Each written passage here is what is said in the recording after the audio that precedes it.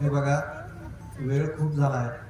मला माहित आहे की सर्वांना भोजनासाठी आपल्याला बसायचं आहे, परंतु एक छोटंसं मी एकच वाक्य बोलणार आहे.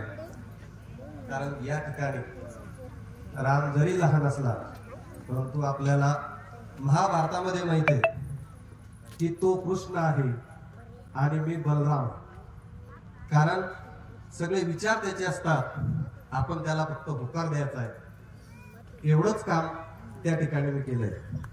आणि हिमतीच्या बाबतीत जर म्हटलं, तुम्हाला तो बोललाही, खरंच मला राजकारणात अजिबातही रस नाही आणि मी त्याला विरोधही केला होता, परंतु कृष्णाचं वाक्य बलराम कसं टाळेल म्हणून यावेळेस मला त्याला आईसाठी परवानगी द्यावी लागली. एवढंच नव्हे तर या ठिकाणी जमलेले सर्व सैनिक जे सध्या त्याच्या सोबत आहेत, माजी सैनिक आहेत, अध्यक्ष सिरसाट साहेब आहेत, जे काही सर्व सैनिक वर्ग आहेत, आमच्या गावचे तरुण सैनिक वर्ग आहेत, यांचेही मी आभार मानतो.